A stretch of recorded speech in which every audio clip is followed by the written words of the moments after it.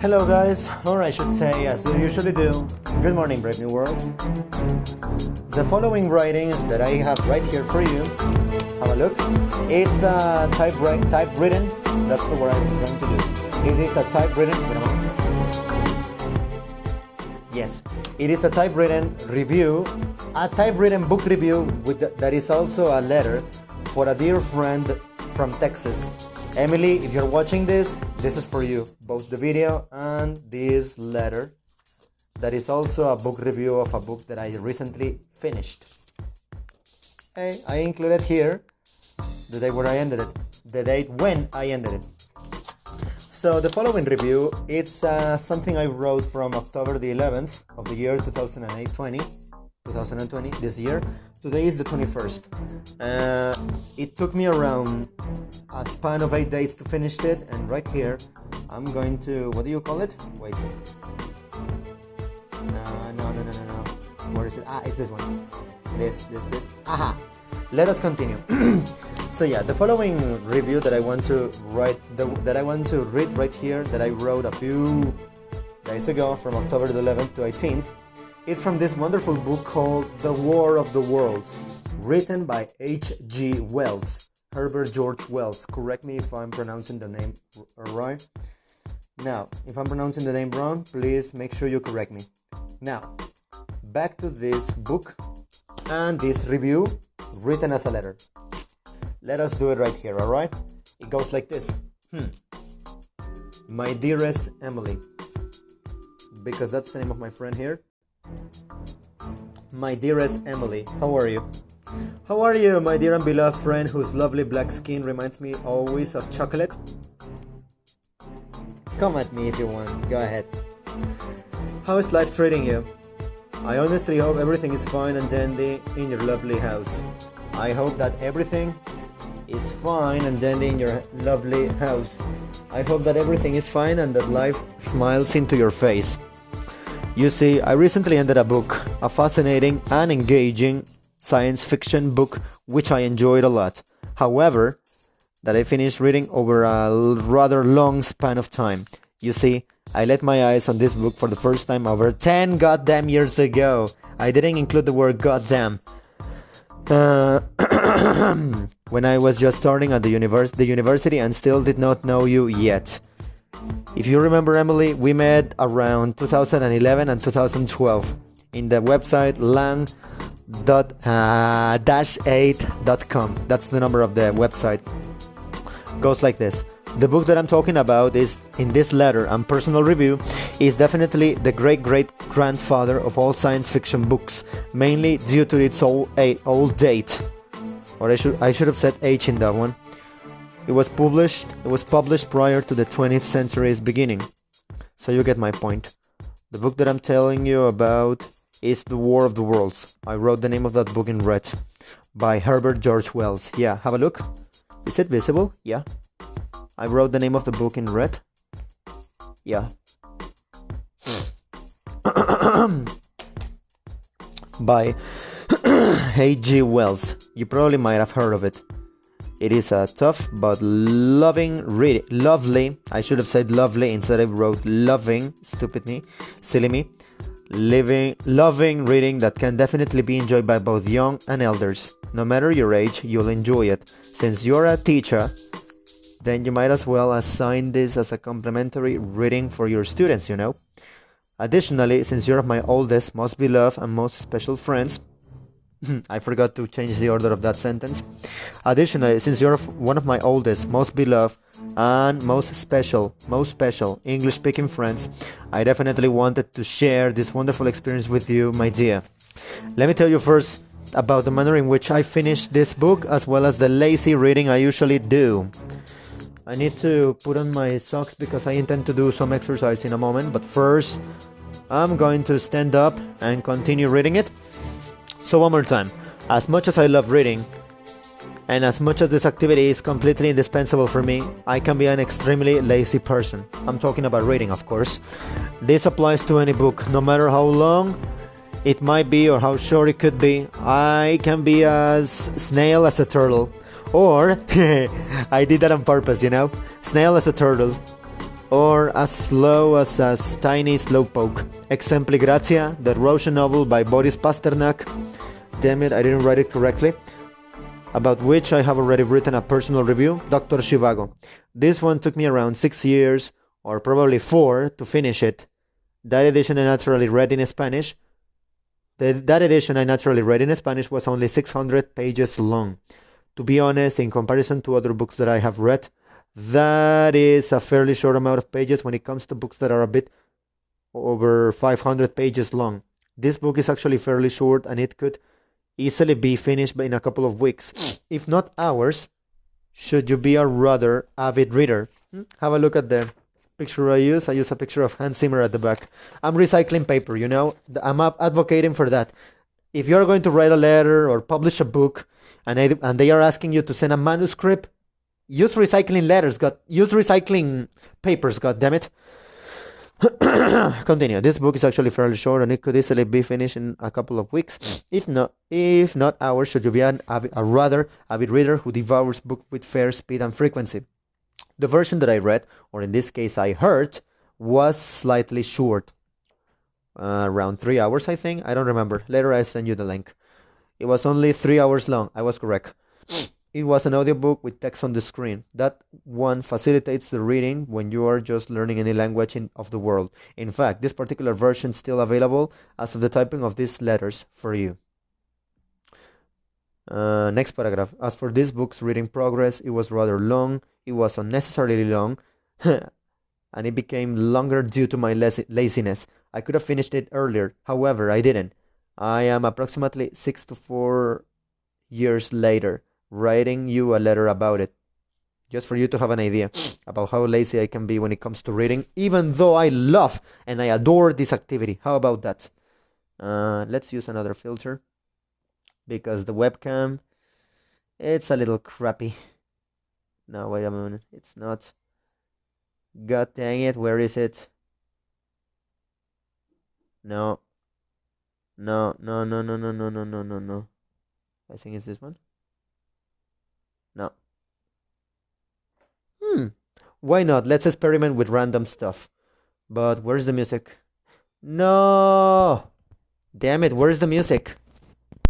Please work. Yes, it's working. I'm so happy it's working. Let's continue. Needless to say, we had... No, it wasn't a week ago, and it wasn't until I got a girlfriend that I finally got around to doing it. Hearing this audiobook non-stop one day that I was doing some cleaning. Yes, I had to get a girlfriend, so I had to get a wonderful girlfriend, a good one, because the one I'm dating in this moment might be the one.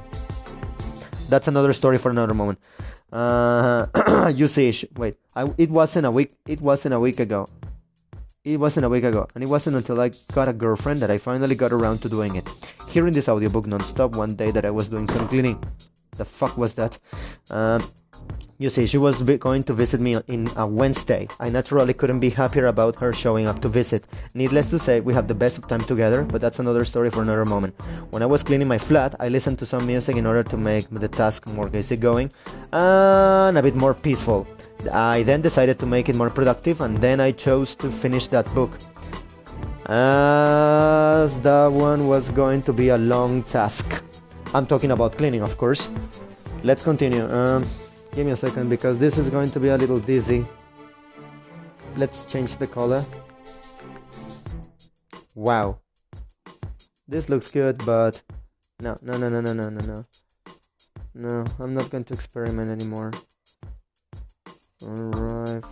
Rock, where is the astronaut? I suppose it's this one. No! That's better, I suppose. So let us continue.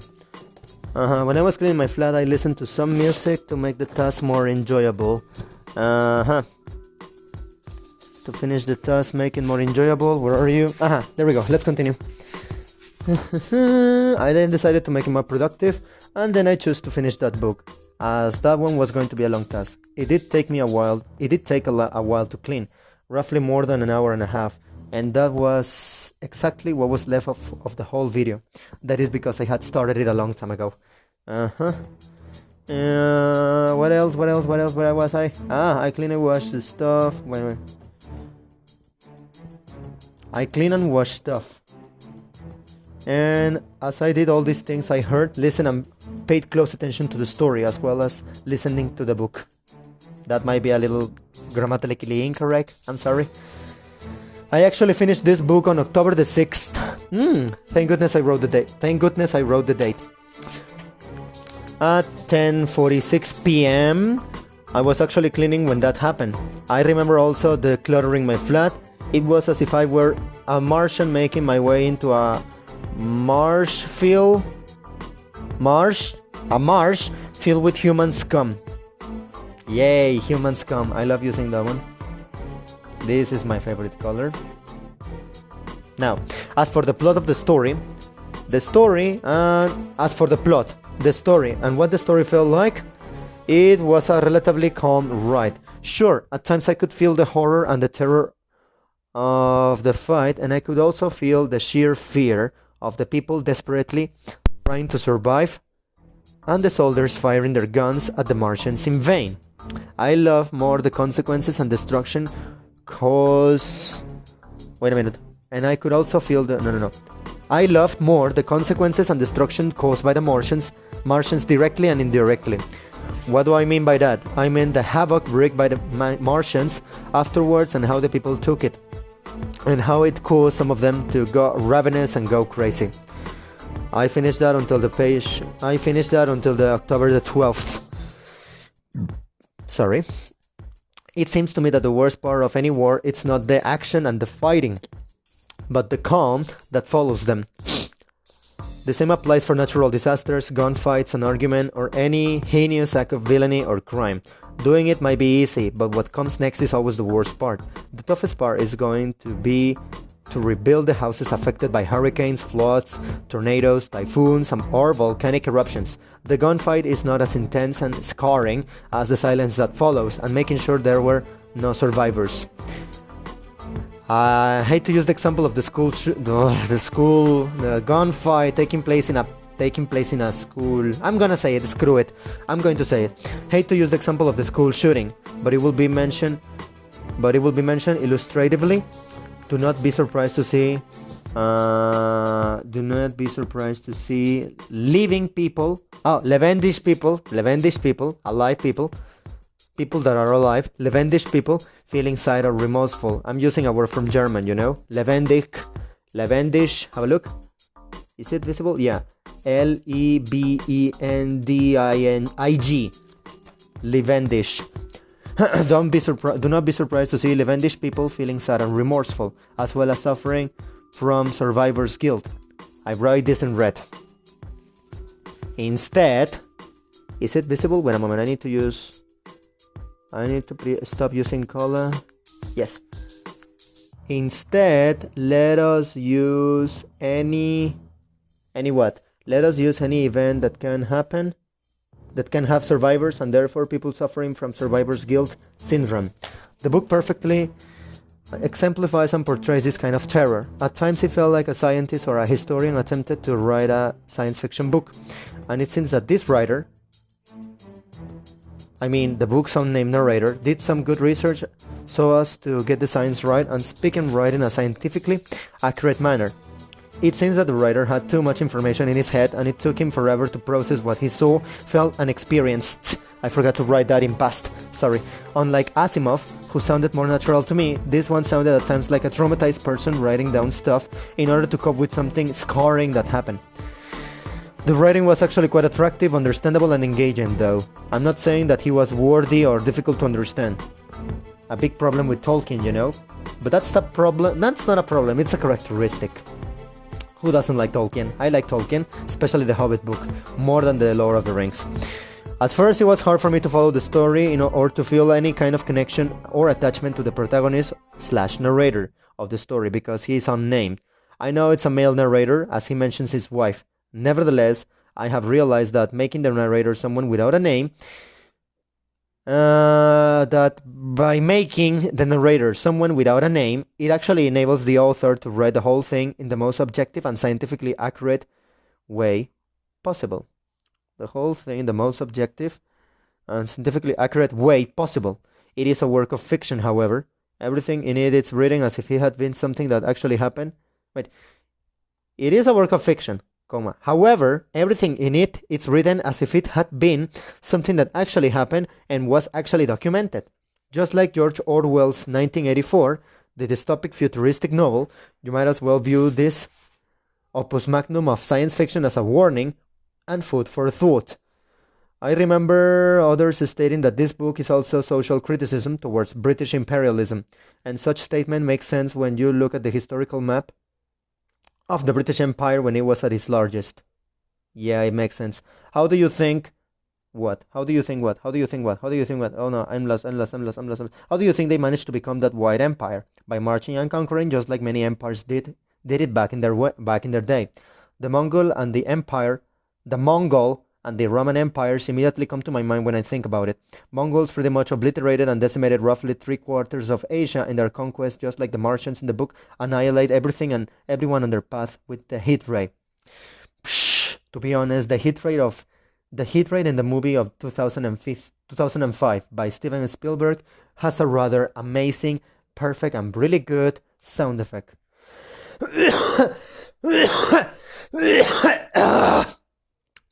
Sorry. A fascinating weapon that one surely is, but a disturbing one in the end. I'm trying to imitate Palpatine with the quote, "A surprise to be sure, but a welcome one." A fascinating weapon that one surely is, but a disturbing one in the end. Speaking of disturbing things, now that I have mentioned the Mongols under Genghis Khan, there is a rather gruesome torture method utilized by the Mongols in order to devastate their enemies. You better pray to your gods fiercely should you dare to touch one of the Khan's ambassadors. Khan means the great conqueror. Basically, the method consists of giving the chosen victim a golden or silver crown, metaphorically, but literally. Wait. Oh God. Wait a minute. My cooking! No! My cooking. No. It's okay. My cooking is fine. Whew. My food is okay. Let's continue with the review. Wait a minute. I'm going to continue with the music. Yes, it's working good. It's working well, sorry. Metaphorically but literally, the Khan made his enemies drink molten gold or molten silver. How about that? Thus giving them a kind of a crown in a way. That way their passing will be excruciating, but once they are in the afterlife, they will arrive with a cool looking crown. This reminds me of Viserys Targaryen in Game of Thrones. This extent of cruelty makes me wonder what weapons the Martians had. If mankind can create great but dreadfully evil things, and if there is no extent regarding mankind's stupidity and cruelty, I wonder how big the Martian's genius is at the moment of creating and making new weapons. Grammar. Questions within questions. Or questions within statements. As fascinating as this question definitely is, I do not want it answered, and I do not look forward to time answering it. Although I would have loved to own this book in my personal library, in a way I'm glad it is not there, for I still have some books which I still haven't finished, and I'm also ashamed to admit it, but there are some which I don't even remember opening. I don't even remember buying them, or opening them in the first place. I'm so lazy, as said before. Page number 5. I'm also happy that I got to experience something completely new regarding audiobooks. You see, audiobooks receive a lot of bad crap, mostly by elitists who defend the physical book with nails and teeth. Nails and teeth. And while having the book in paper does have certain romanticism to it, or romance, that would be the better word, there is no denying that each has its own valid downsides and bright sides. I strongly believe that if you put them in a balance, I'm sure there is such a good balance that both do have the potential to coexist together. Just like gamers who prefer one console above others, most are able to coexist together in relative peace. I definitely believe that audiobook readers and regular paper book readers can coexist. About the reading of the book, it was just as anticlimactic as the last chapters. However, it does get you to wonder as to our status in the universe. If there are alien life forms in outer space that are capable of intergalactic travel, will they be hostile? I don't want to answer that question. If there are, will we be able to hold our own? Will we be destroyed? I repeat it. If there are alien life forms in outer space that are capable of intergalactic travel, will they be hostiles? If they are, will we be able to hold our own? I mean, mankind? Or will mankind be destroyed? Will we be destroyed? I'm going to write this in red. I wrote this in red, goes like this, let's see. I am a bit sad to admit it, but I am inclined towards the second option. With that in mind, how fast will we be decimated and thrown into oblivion? In fact, the movie Titan AE, I totally recommend this to you, Titan AE 2000, already has pondered it, and it does show a blood-curdling scenario where the world literally ends. It is destroyed by a race of disturbing aliens with the most evil but coldly calculated intentions. What do you do when you fear something? You might as well destroy that in order to prevent that thing from doing anything harmful. That's the basic premise, and I wrote that in red about the movie Titan AE. Don Bluth, thank you for so much. And also, we are so sorry for giving so little. I am not a big fan of Anastasia, though. And neither am I a fan of Thumbelina. That movie is disturbing, even if the animation is wonderful. But hey, all fairy tales are disturbing, so no hard feelings there. Reading such an old book makes you feel like you just went up one level. It is as if you just gave yourself some food for thought, as well as some good updates to the software of the computer that your brain is. Additionally, since it is such an exciting topic that has inspired a lot of scientific stuff in this century, especially going to space and walking in the moon, it does also feel like a book written during the 20th century, and not prior to it. I do find that mind-blowing how a book written more than a century ago can still resonate with the readers and audience of right now. That's when you know you've got a jewel among books. Why do I use the word audience when this is a book we're talking about? Because this book has actually been adapted into so many books, radio novels, comic books, dramatizations, theater plays, video games, and so other media.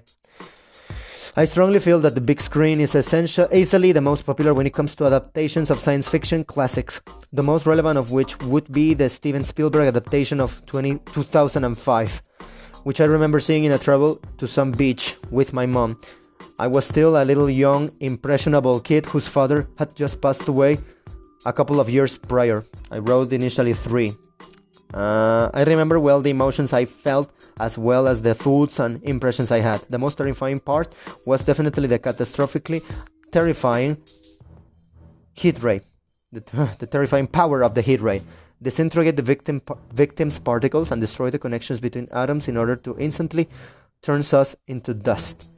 It was starred by Tom Cruise and Dakota Fanning, whose sister I have a big crush on ever since I saw her acting in this marvelous movie called We Bought a Zoo, which I naturally recommend to you. And I recommend that to anyone watching this video. Elle Fanning, you're a keeper, and if I were to get married ever, why not? Allow me to dream to be married to you.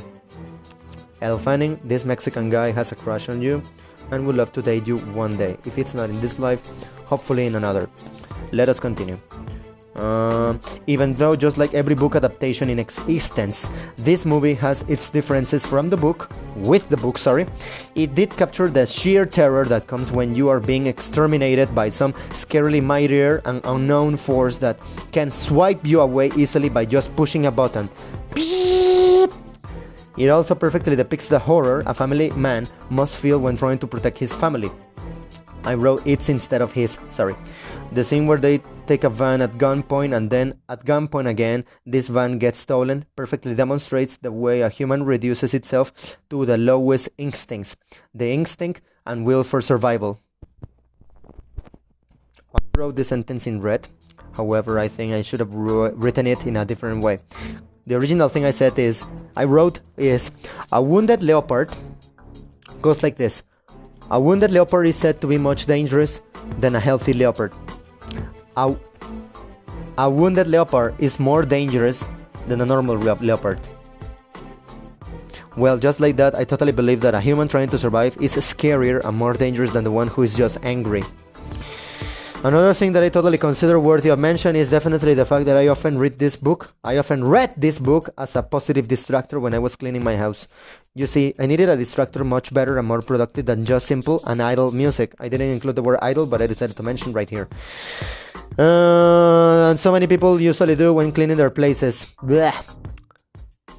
You see, I needed a distractor much better and much more productive than just simple music, as so many people usually do when cleaning their places. And this was the perfect food for my brain, especially due to my career as an English major. This was the perfect exercise for my brain. Wait a minute. I used to believe that cleaning could be more and more productive and it can be more entertaining too. Plus, usually when I clean, I inevitably got distracted and I ended up wandering around the room and then I end up doing nothing and getting distracted with anything.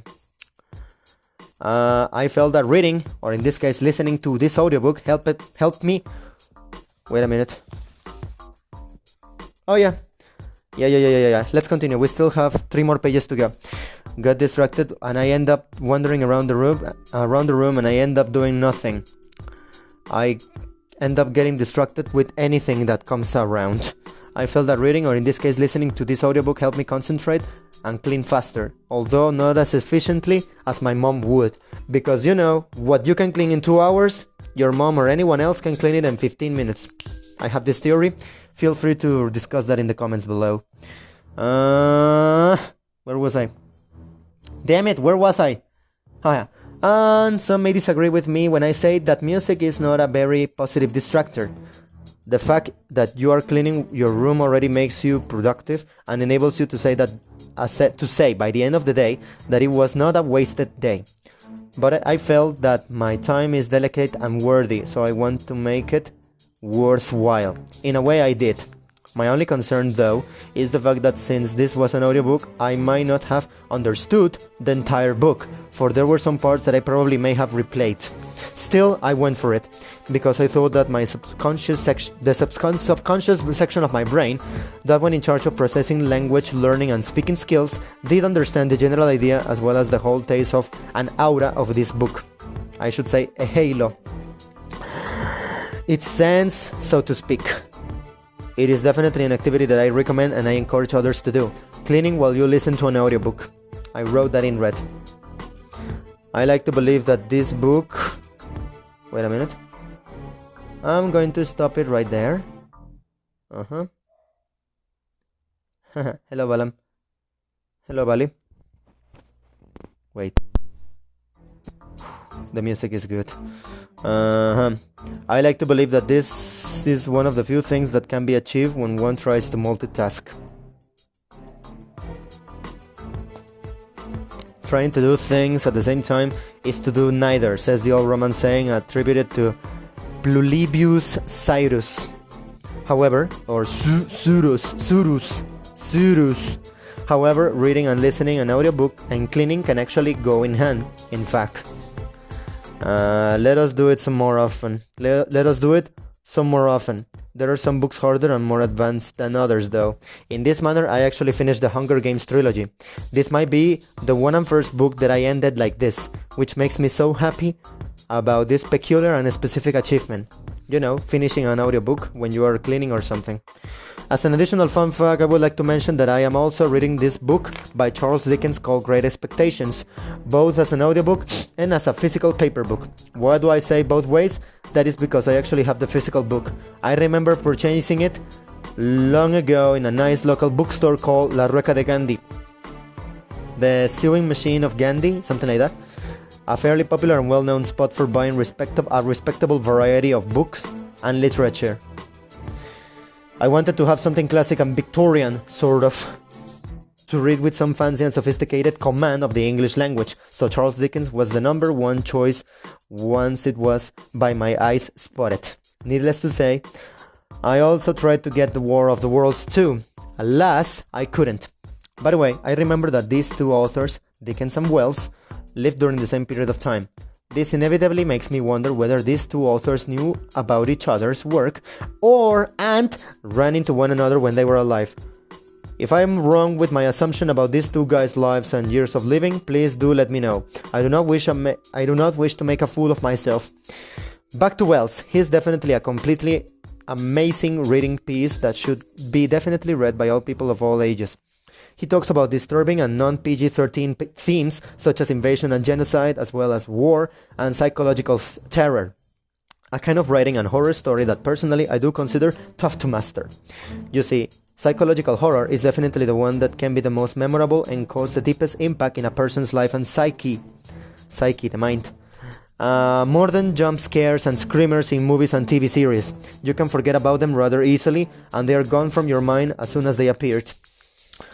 If you want to recommend a science fiction book, this is definitely a starter's ideal for these people who are not very used to the activity of reading and also wouldn't expect science fiction to be depicted in books. My one and only regret might absolutely be not finishing this book earlier and before.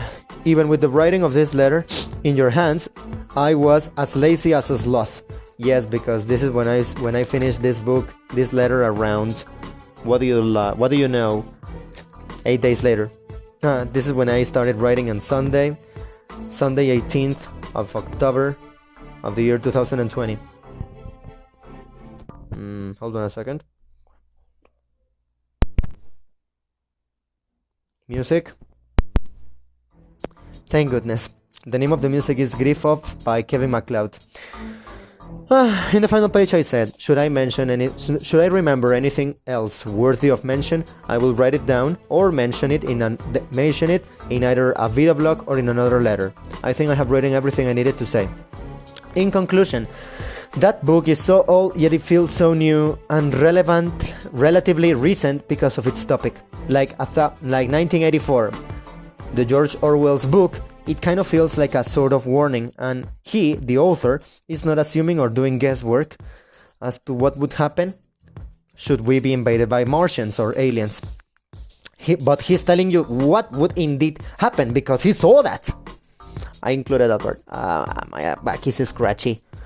By the time he wrote this book, humans had already done some invasions and some annihilation of others in order to conquer someone else's lands and grab hold of their natural resources.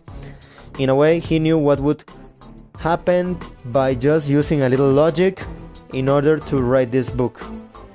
Wait a minute. In a way, he, the author H.G. Wells, knew what would happen by just using a little logic in order to write this book and create the plot and the events. What did he do? Very easy.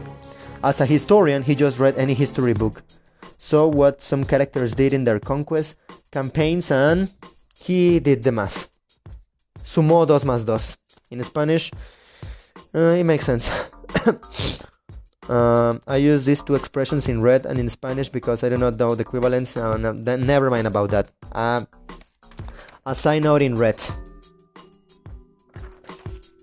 Let my words be the final grade and the rating that I give this book, a timeless classic of science fiction. Always yours and yours sincerely, Josue. That's me, Joshua.